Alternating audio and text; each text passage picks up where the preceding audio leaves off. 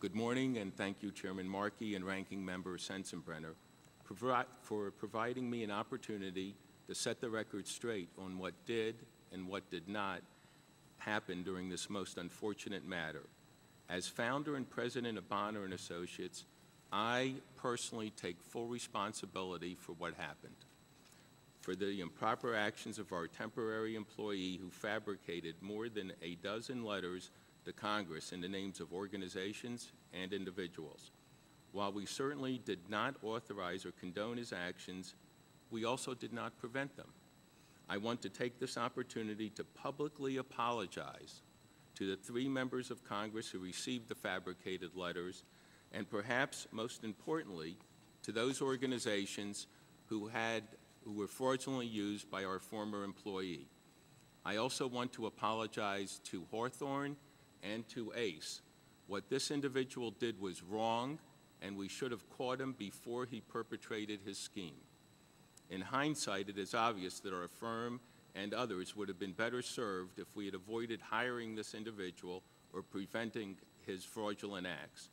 But it is also clear that this incident was an anomaly, the result of an individual who, from the day he showed up, intentionally disregarded our procedures and instructions and was determined to engage in fraudulent activity. Although we still do not know what fully motivated him, due to the serious implications of his actions, we referred the matter to the U.S. Attorney's Office. But let one thing be very clear. This improper activity was undertaken without the knowledge of anyone at our firm.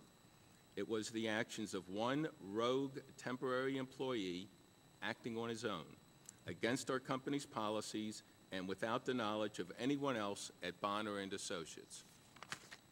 Once we discovered the fraud, we took prompt action to notify our client and to immediately reach out to the organizations whose names had been used to apologize and explain what had happened.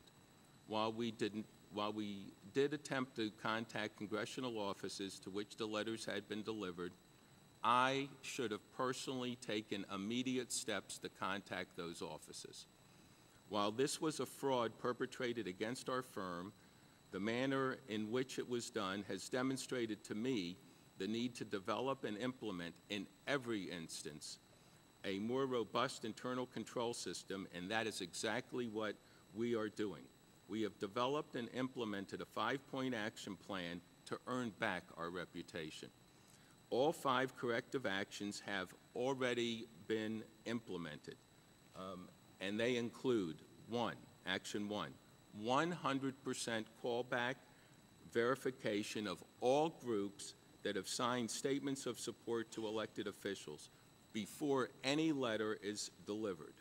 Action 2, all temporary employees review and sign an ethics policy before their employment begins.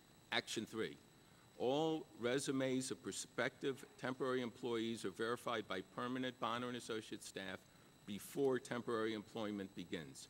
Action 4, all new employees must complete an ethics training course and must pass an examination administered by permanent B&A staff to ensure the full understanding of B&A's ethics policies. Action 5, B&A has retained an independent ethics advisor who is well regarded as maintaining the highest standards and independence. The Ethical Standards Advisor will review our policies and work with us to continue to improve our internal quality control system to the highest standards. I am pleased to inform you, sir, that Professor Dr. James Thurber, a leading expert in the field, has agreed to serve in this capacity. Let me now take an opportunity to explain the events surrounding the fabrication of these letters. On approximately June 10th, we were retained under a contract for $43,500 by a public affairs firm, the Hawthorne Group, to identify and attempt to solicit the support of veteran, minority, and senior organizations. One of the temporary employees we hired for this project was an individual responsible for the fabricated letters. His resume had appeared impressive and demonstrated bipartisan political experience, and extensive grassroots advocacy.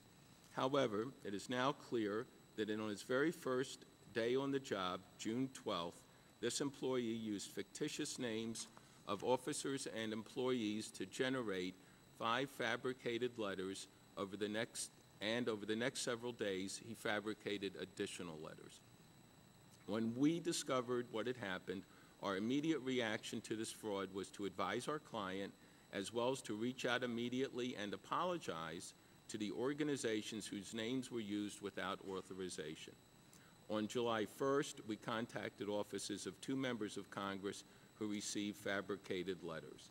After numerous attempts in the intervening congressional recess, it was not until July 13th that one of our staff finally succeeded in directly speaking with the congressional staff of Representative Perriello and Representative Dahl-Kemper about this matter, although it appears that Representative Carney's office, which received 1 letter, was not contacted.